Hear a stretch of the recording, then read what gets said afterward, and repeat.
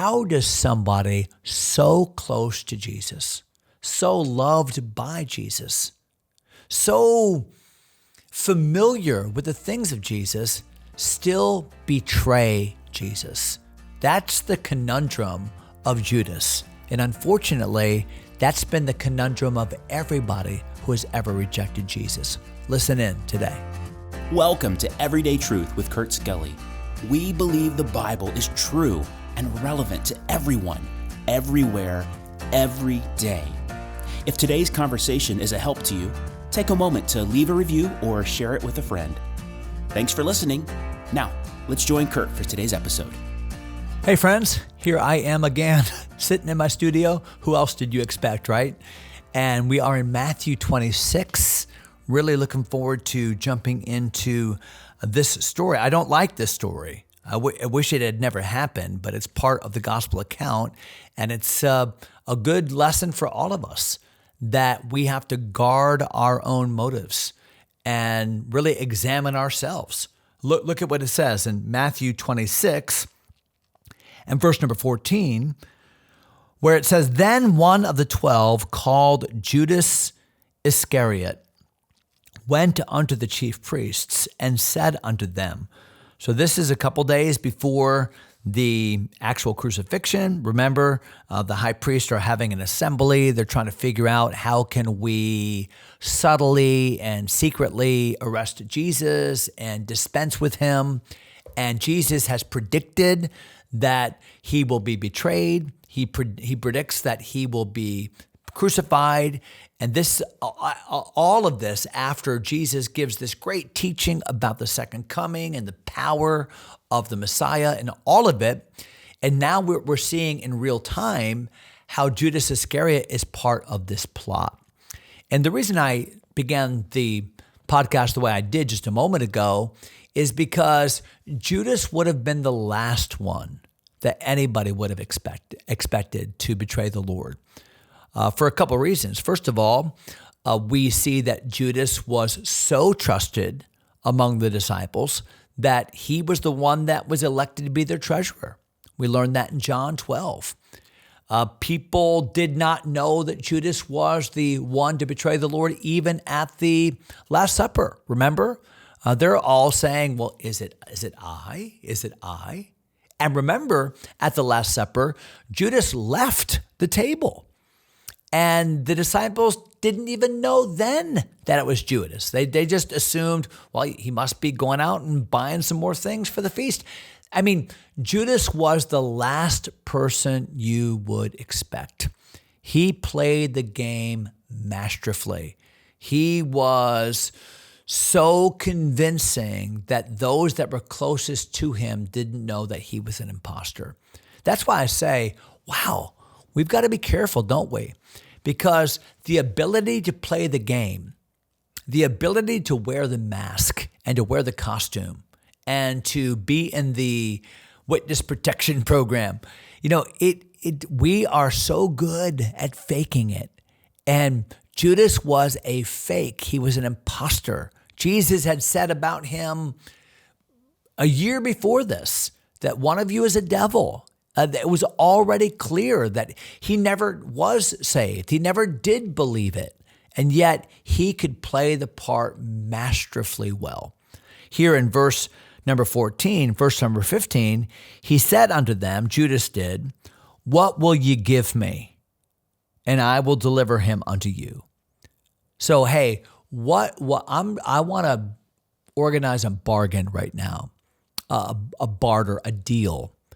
What will you give me if I give you Jesus? What would you give me? What would you trade for Jesus? That would be a really pressing question here. Judas was willing to put Jesus, his relationship with Jesus, up for sale, wasn't he? What will you give me?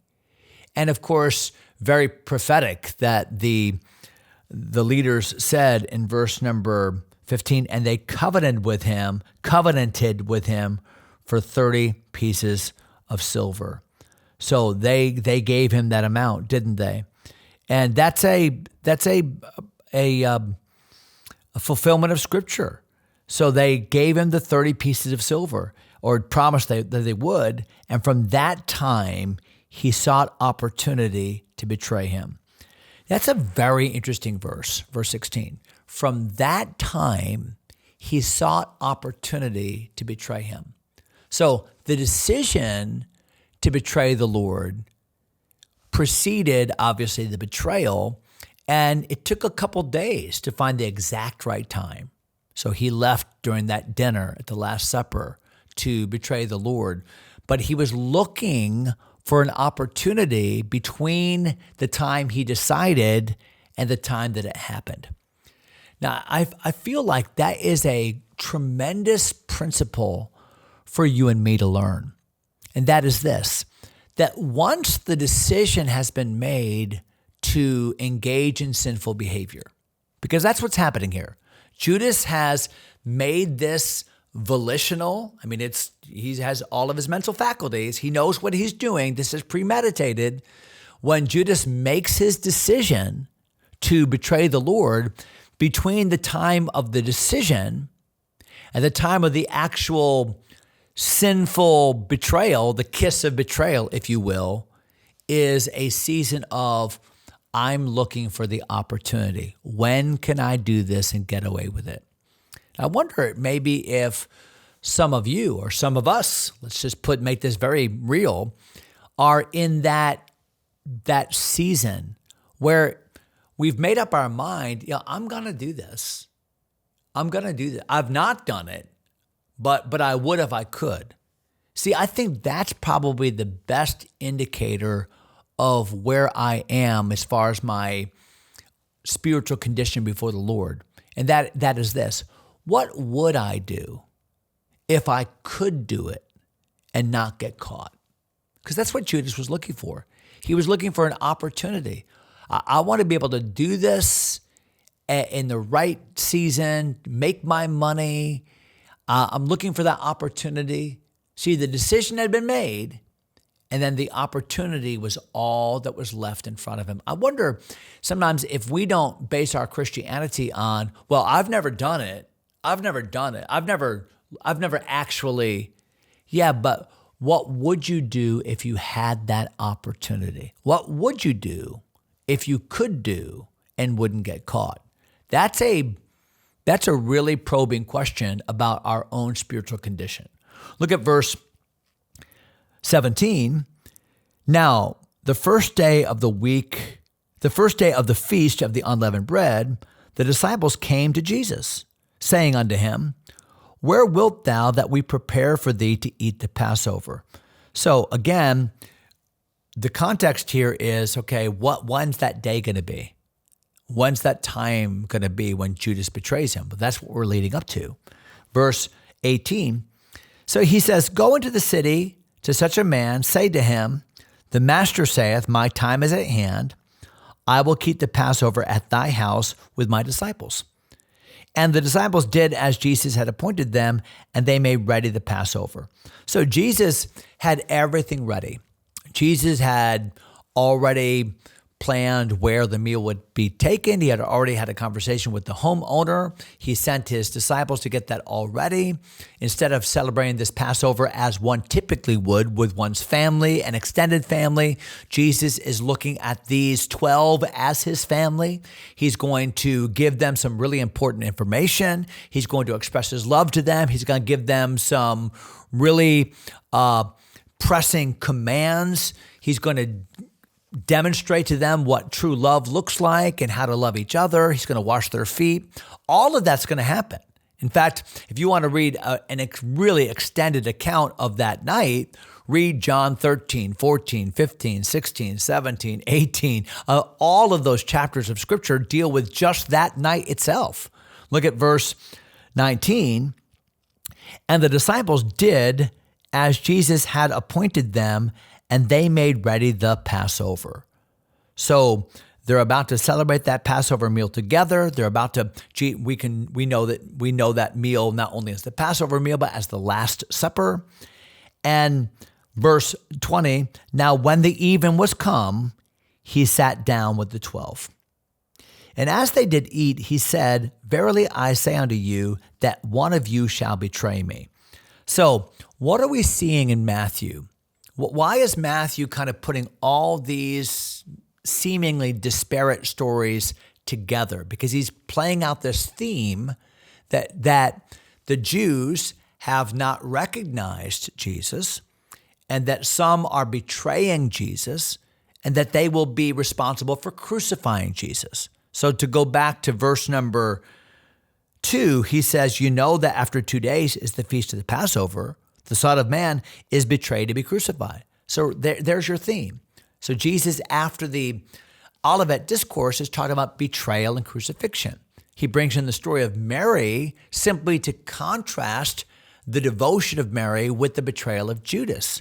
Now he talks about Judas, and Judas making this deal, and Judas contracting this covenant price for betraying Jesus. Now he talks about the getting ready for the Passover and having the Passover. But instead of talking about all those things that we know about in the book of John, all those other details that we read about in the other Gospels, Matthew goes straight to the time in the meal when Judas is betraying him. Because it says in verse number 21, as they did eat, he said, verily I say unto you, one of you shall betray me. And they were exceeding sorrowful, as you would be. And they began every one of them to say, Lord, is it I? What a spirit of humility. So Peter said that. John said that.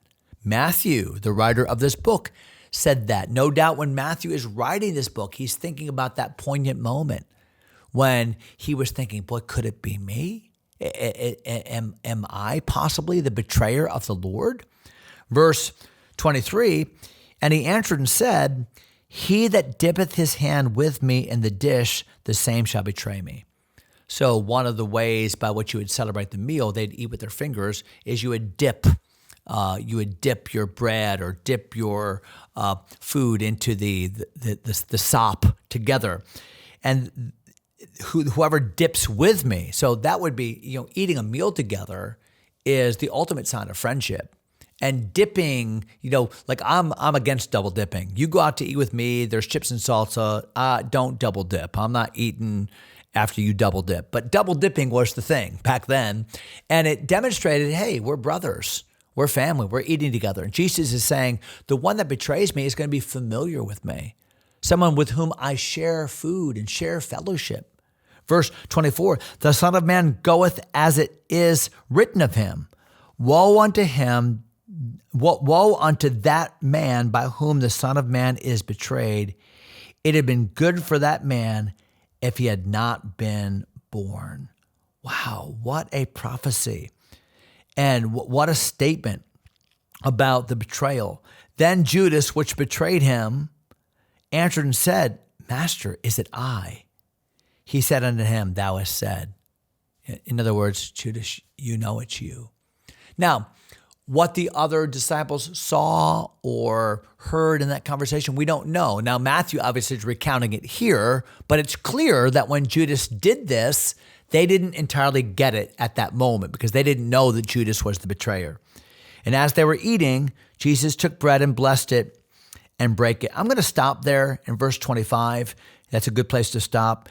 And just stop with that tragic, horrific story about the betrayal of Jesus by somebody that was his friend, that was his one that shared bread with him, one that had been taught by him, one that loved him, one that had clean feet because they had been washed by him, and yet somebody that betrayed him nonetheless.